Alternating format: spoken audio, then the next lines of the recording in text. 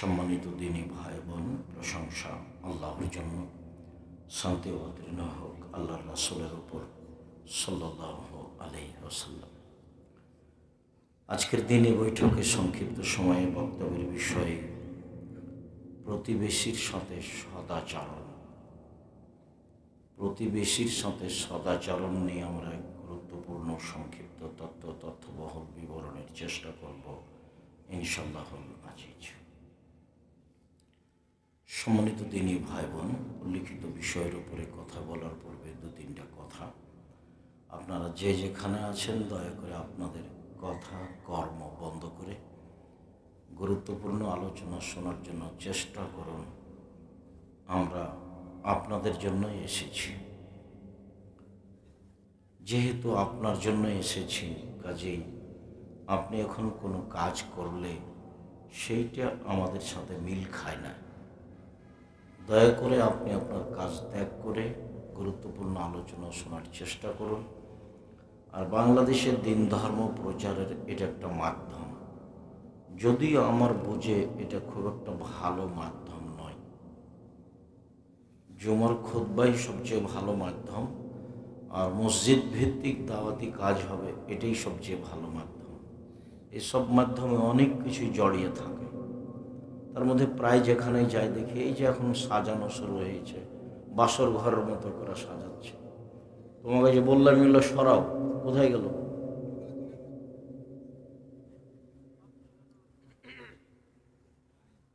ওইগুলো কি বাসর ঘর সাজালছ নাকি এখানে? আর এমনি তো সামাজিকভাবে আছেই দোকানপাট, অন্যায়, অবিচার, অশ্লীলতা, মানে দিন ধর্মের সাথে হিন্দুদের মেলার মতো হয়ে গেছে। যার কারণে আমি লিখেছিলাম বক্তা শ্রোতার পরিচয়। কে বক্তা আর কে শ্রোতা এটা জানা প্রয়োজন। সাথে সাথে তাফসির কি মিথ্যা হতে পারে? খুব তাফসির মাহফিল হচ্ছিল, এখনো হচ্ছে। তো তাফসির কি মিথ্যা হতে পারে? মানে ওই বইয়ে যা তাফসির আছে সবই মিথ্যা। ধর্মের নামে, কোরআনের ব্যাখ্যার নামে একটাও সত্য কথা নয়, অথচ মানুষ মানুষের সামনে বলছে। মানুষ যে মানুষের সামনে ধর্মের নামে মিথ্যা কথা বলবে, এ কথা আল্লাহর নবীও বলছেন।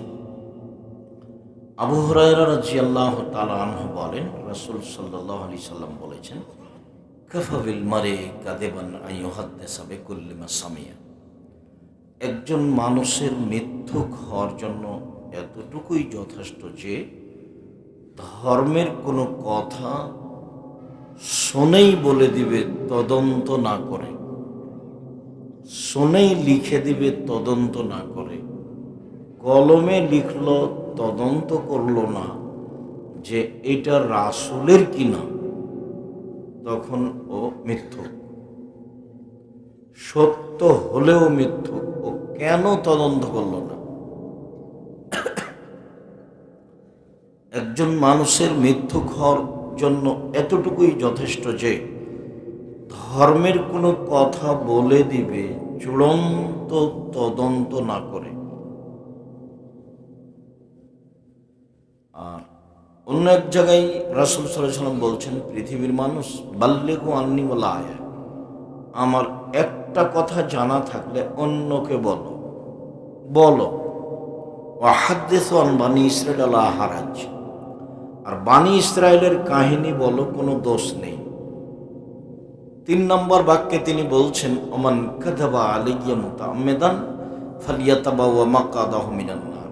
কেউ যদি কোনো কথা আমার নামে বলে, কেউ যদি কোনো কথা আমার নামে লিখে, সেই কথা যদি আমার না হয়, তাহলে তার থাকার জায়গা জাহান্নাম।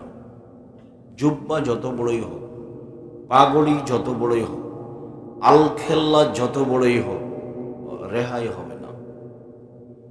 জাহান্নাম উদ্বোধন হবে 3 শ্রেণীর মানুষ দিয়ে। তার এক শ্রেণীর মানুষ হচ্ছে মাওলানা মানুষ, যারা আলেম মানুষ। এ কথা রাসূল সাল্লাল্লাহু আলাইহি সাল্লাম বলেন। বক্তা শ্রোতার পরিচয় বইটা পড়ে দেখুন, আপনার জন্য লেখা হয়েছিল আলেমদের অবস্থা।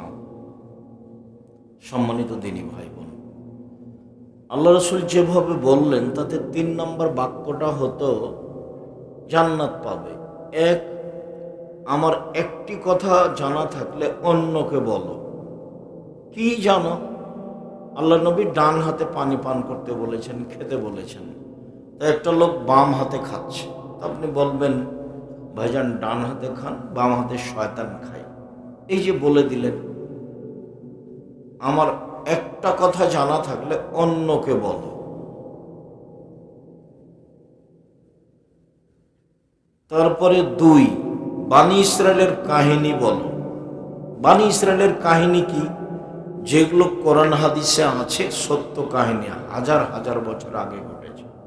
যেমন 1 মিনিট আপনাকে দেখা একটা, যে আজ থেকে নিয়ে কয়েক হাজার বছর পূর্বে একটা লোকের কাছে জমি কিনে নিয়েছিল। তো জমি চাষ করতে গিয়ে ফওয়াজাদা ফিয়ারজিহি আল জার, চাষ করতে গিয়ে সেই জমিতে একটা স্বর্ণের পাতিল পেল। তো জমি ক্রেতা বিক্রেতাকে বলল, ইস্তারিত মিনকাল আরদ অলমাপ্তা মিনকাল দাম, আপনার কাছে আমি জমি কিনেছি, স্বর্ণ কিনিনি, অতএব খুদ্দাহাবাকা মিন্নি, আপনার এই স্বর্ণ নেন।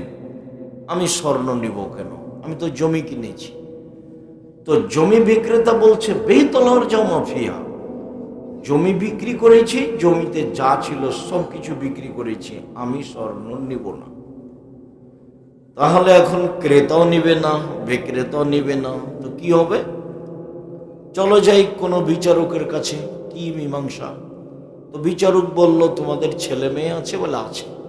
তো বিবাহ দিয়ে দাও, আর এইটা খরচে দাও, আর কিছু দান করে দাও। এটা বিচারক বললেন। এই যে একটা ঘটনা, ইমানের ঘটনা, হাজার হাজার বছর আগেকার।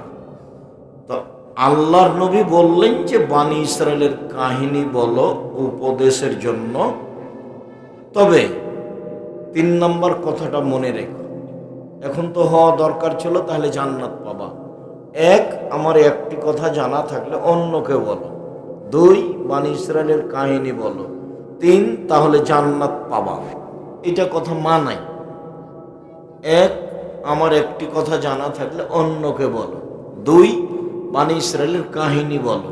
3, তাহলে জান্নাত পাবা। এটা মিল খাই। তো এখন আল্লাহর নবী এভাবে বললেন না, রাসূল সাল্লাল্লাহু আলাইহি সাল্লাম বললেন, 1, আমার একটি কথা জানা থাকলে অন্যকে বলো। 2, বানি ইসরায়েলের কাহিনী বলো।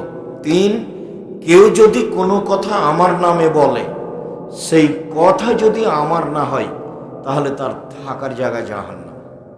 মানে মাওলানা সাহেব জাহান্নামে চলেই গেছে, তো ঢোকেনি কেন? মরেনি এই জন্য। কত মিথ্যা কথা লিখা আছে কলমে, আর কত মিথ্যা বক্তব্য আছে। 2 ঘন্টা বক্তব্য দিলে আমার মনে হয়েছে কয়েকশো মিথ্যা কথা বলে হুজুর। আর কলম যে কত মিথ্যা, বেহিসাব। আমি তখন নিরুপায় হয়ে বলেছি যে বক্তা সাহেবের বক্তৃতা শুনলে মনে হয় যে এগুলো পুঁথির গান। পুঁথির বই আগে লেখা থাকতো। আমার চাচা গরমের দিনে আমাদের বাড়ির সামনে চত্বরে খলিতে পড়তো পুঁথির বই। কি? 6 মাসের রাস্তা মর্দ 6 দিনে গেল, ঘোড়ায় চড়িয়া মর্দ হাঁটিয়া চলিল। পুঁথির বই। হুজুরের বক্তব্য আর এই পুঁথির বইয়ের কথা একই। 6 মাসের রাস্তা মর্দ 6 দিনে গেল, ঘোড়ায় চড়িয়া মর্দ হাঁটিয়ে চলিল। ফাতেমা কান্দিয়া কয়, আজ বুঝি হুসাইন কারবালাতে শহীদ হয়। ফাতেমা কান্দিয়া কয়, আজ বুঝি হুসাইন কারবালাতে শহীদ হয়। যেদিন হুসাইন রাদিয়াল্লাহু তাআলা আনহু ইরাকের মাটিতে কারবালার মাঠে শহীদ হন, তার 49 বছর আগে ফাতেমা মারা গেছে। 49 বছর আগে। তাহলে কি করে কাঁদবেন? মরাই তো হয়ে গেল 49 বছর, তো কাঁদবেন কি করে? তাহলে দেখেন পুঁথির গান, হুজুরের বক্তব্য তাই। কলমও তাই। অবাক হতে হয়। বক্তা শ্রোতার পরিচয় এটা দেখেন, বেশ কিছু মিথ্যা কথা মাওলানা সাহেবরা বলে, তা লেখা আছে। কত যে ধর্মের নামে মিথ্যা কথা আছে। ফাজাইল বইয়ে লেখা আছে যে আদম আলাইহিস সালাম 60,000 বার ভারত থেকে হজ করতে গেছে। তো 60,000 বার যদি হজ করতে যান তাহলে বছর বয়স হতে হবে 60,000 বছর, মানে বছরে একবার হজ, তাহলে 60,000 বছর বয়স হতে হবে। বলছে যে এমন ভাবে জিকির করতে হবে যে দেখবে সে যেন মনে করে পাগল। পাগল হয়ে গেলে তাহলে কি জিকির করছে, কি দিয়ে বুঝবে যে ও জিকির করছে? এখন সত্য বলছে না মিথ্যা বলছে? এগুলো সব হাদিস। আল্লাহ রহম করো। আর আমি তো মাঝে মধ্যে বলি যে মুকসেদুল মুমিনিন বইয়ে একটা হেডলাইন আছে, অবিবাহিত ছেলে মেয়ের পড়া নিষেধ।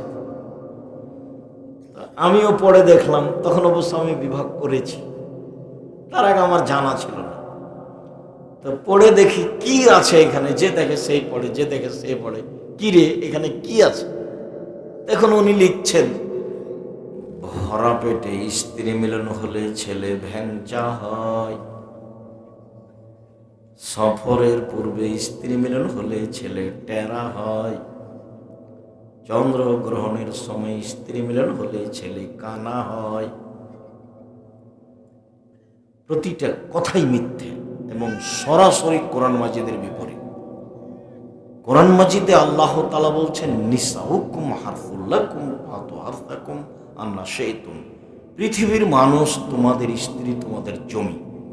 পৃথিবীর মানুষ তোমাদের স্ত্রী, তোমাদের ক্ষেত। তোমরা তোমাদের জমিতে আসো, তোমাদের খেতে আসো তোমাদের ইচ্ছা মতো, সকালেই কি, বিকেলেই কি, দুপুরেই কি, চন্দ্রগ্রহণ লাগলেই কি আর না লাগলেই কি। এটা আল্লাহ বলছেন, আর লেখক বলছেন এভাবে। এভাবেই ধর্ম বিকৃত হয়ে আছে। সৌদি আরব থেকে বের হয়ে ইরাকে ঢুকেছে, ইরাক থেকে বের হয়ে ইরানে ঢুকেছে, ইরান থেকে বের হয়ে পাক ভারতে এসেছে। আস্তে আস্তে উল্টে গেছে প্রায় অংশে। আর ভারত, বাংলাদেশ, পাকিস্তানের যারা মসজিদের খতিব, যারা খুতবা দেন, 1999 জন ইমাম জানা মানুষ নয়, মূর্খ মানুষ প্রায়। আর মসজিদের সভাপতি, সেক্রেটারি সাধারণ মানুষকে ইমাম রাখেন খুতবা দেওয়ার জন্য, যাকে ধমকে বিদায় করে দিতে পারবে। আর দামি ইমাম রাখলে টাকা লাগে, আবার তার মতো কথা চলা লাগবে। আমি আব্দুর রাজ্জাক বিন ইউসুফ, আল্লাহ দয়া করো তুমি, আমার জীবনে 1 মিনিটের জন্য আমি কোনোদিন কোনো সভাপতি, সেক্রেটারির অধীনে থেকে আমি কোনোদিন খুতবা দিইনি। আমি কোনো মসজিদের খতিব নই। যাই যখন যে মসজিদের ডাকে তখন যাই। সেই মসজিদের ইমাম, সভাপতি, সেক্রেটারিকে হিসাব করে কথা বলতে হবে, আমি তাকে উঠায় আর বসাই। আমার কথাতেই চলতে হবে তাকে, তাহলে আমি খুতবা দেব। এরকম আমার জন্য একটা দিন আসেনি আমার জীবনে যে সভাপতি, সেক্রেটারির কথা শুনে আমাকে একদিনের জন্য খুতবা দিতে হবে, এরকম কোনো দিন আল্লাহ আমার উপরে নিয়ে আসেনি, আলহামদুলিল্লাহ।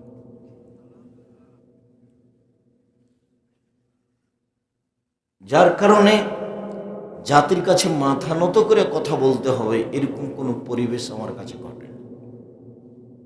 সম্মানিত দিনী ভাই বোন, সদাচরণ এক অবাক ইবাদত। সদাচরণ একটা ইবাদত। ভালো কথা, ভালো কর্মের নাম সদাচরণ। ভালো কথা, ভালো কর্মের নাম সদাচরণ। সদাচরণ এক অবাক ইবাদত, মানে এরকম ইবাদত পৃথিবীতে নেই। কি সেটা? কিভাবে সেটা? যে আল্লাহর নবী বলছেন, ইন্না আসকালা শাইইন ইদাউ ফি মিজানিল মুমিনি ইয়াউমাল কিয়ামা খুলুকুন হাসান। মোমেন পুরুষ নারীর নেকির পাল্লায় সবচেয়ে যেটা ভারী নেকি রাখা হবে বিচারের মাঠে, সেইটা হলো সদাচরণের নেকি। ইবাদতের জগতে সবচেয়ে ব্যতিক্রম ইবাদত সলাত। মানে সলাতের মতো পৃথিবীতে ইবাদত নেই, এক ভিন্ন ইবাদত। মানে সলাত যদি থাকে সব ইবাদত আছে, যদি সলাত না থাকে তো কোনো ইবাদত নেই। আর সলাত মানুষের সাথে আপোষ করে না, হজ করে। কি আপোষ করে? হজ বলে এবছর করলে না, সামনে বছর করো, করলেই হলো, এই যে আপোষ। যাকাত অথচ ফরজ বিধান, আপোষ করে মানুষের সাথে। কি আচ্ছা 2 মাস আগে যাকাত দিয়ে দাও, সমস্যা নেই, 1 মাস পরে দাও, দাও, এই যে আপোষ। সিয়াম রোজা ফরজ বিধান, বলছে আমি অসুস্থ, বলে ঠিক আছে পরে করো, আমি সফরে আছি, আচ্ছা ঠিক আছে বাড়ি যাওয়া তখন করো, এই যে আপোষ। কিন্তু সলাত এমন একটা ইবাদত, সফরেই কি আর বাড়িতেই কি, আর পবিত্রই কি আর অপবিত্রই কি, আর পরনে কাপড় আছে না ল্যাংটা হয়ে আছে, কোনো আপোষ নেই। সময় হলে পড়তে হবে, চাঁপাই নবমজের ভাষাতে তোকে তো পড়তে হবে, তোর বাপকে পড়তে হবে। মানে এ ব্যতিক্রম ইবাদত, মানুষের সাথে আপোষ করে না, এর কোনো জরিমানা নেই। এসে বলেছে ইমাম সাহেব তোমার বাপ মারা গেল, কয় ওয়াক্ত নামাজ কাজা হয়েছে? 3 ওয়াক্ত। আচ্ছা 5 5 5 1,500 টাকা জরিমানা দাও, দিয়ে জানাজা পড়িয়ে দিল। সলাতের সাথে এটা সম্পর্ক রাখে না। উমরি কাজা চলে না, 20 বছর 30 বছর নামাজ পড়েনি, এখন বেশি বেশি করে পড়ে নেবে, এরকম নোংরা নীতি সলাতের সাথে নেই। ওই একেবারেই ব্যতিক্রম ইবাদত, নগদ। সলাত একবারে নগদ, ব্যতিক্রম ইবাদত, এত ভিন্ন ধরনের দামি ইবাদত, ব্যতিক্রম ইবাদত, বিরল ইবাদত। এরপরেও নেকির পাল্লাই যত ভারী, সদাচরণের নেকি তার চেয়ে 1,00,000 গুণ বেশি ভারী। সদাচরণ কি জিনিস? ইবাদতের জগতে সবচেয়ে দামি ইবাদত সিয়াম রোজা, এর বিনিময় হলো জান্নাত, কোনো নেকি টেকি নেই, বাস জান্নাত। অবশ্যই বৃহস্পতিবার সোমবার আপনারা সিয়াম থাকেন। এই ছেলে কথা বলছে, তুমি শুনতে পাও না?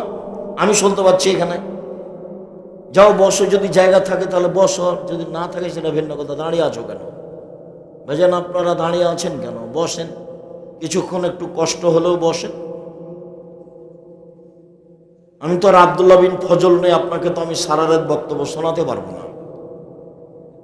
1 ঘন্টা 40 মিনিট আপনি একটু কষ্ট করে বসেন, আমি আপনার জন্য এসেছি। মানে